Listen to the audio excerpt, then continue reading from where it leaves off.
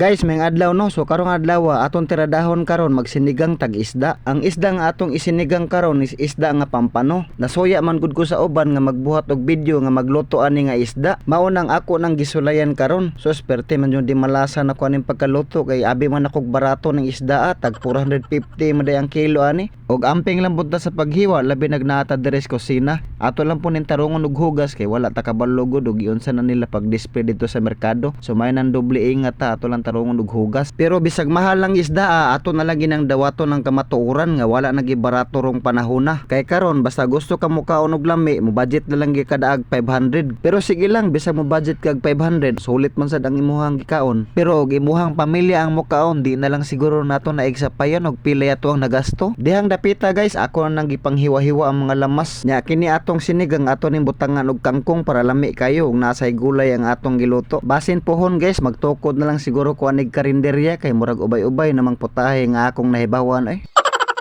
Kay sukad pag undang na kog trabaho nakapokus naman noong ko pagluto og sudan sa akong anak ug sa akong asawa. Mao nang ubay-ubay na ang luto nga akong nahibawan. Pwede na siguro ko magtukod anig karinderya pohon.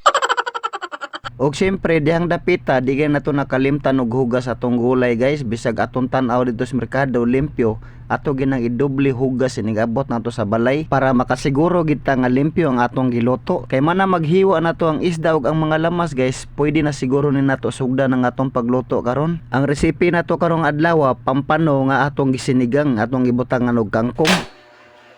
Ato nang sugdan pagluto guys, ato nang butang ang mantika, din ato pang ilunod ang mga lamas kay karon taud-taud ato ning isunod ang kamatis. Before nato ilunod ang kamatis, ato sang ukay-ukayon daan. Og magluto tag sinigang dapat daghanon jud natong kamatis, kay ang kamatis usa na sa makapadag palami sa sinigang nga atong giluto. Ang gibutang nako nga tubig ana usa ka pitsil, din ako nang gisunod ang siling espada og iba. Inagbukalan ni guys ato ning isunod ang isda. Kay ni bukal naman ato ning ilunod ang isda. Wala pa gani ni naluto ang akong giluto nga sinigang, mura na magkahigupon ko sa sabaw. Kay kini laging tag sarata makakaon og isdang mahalon, mao nang maglaway ta magtan-aw sa sabaw pa lang. Kay kasagaran na pud sa akong makaon bodboron tamban ingon ana ra mao ra gimadali-dali usahay pa mga sardinas. Mao nang kumakaluto tag ingon ani bisan wala pa naluto maglaway na ta magtan-aw kay tag sara mo guta makaluto og ingon ani. So dihan dapita guys ato nang gipangbutangan og pampalasan og ato na puning tilawan. Kay okay naman ang timpla, ato ning ibutangan sibuyas din atong isunod ang kangkong. After nato malunod ang kangkong, maghuwat lang tag 5 minutes ug luto na siguro ni. Ug mao ni atong tirada karon, sinigang nga pampano. Ug thank you Lord sa mga grasya nga imong gihatag dire kanamo unta sa sunod na pod. Amen. Daghan kayong salamat sa pagtan-aw ni nga video sa sunod na pod. Bye bye.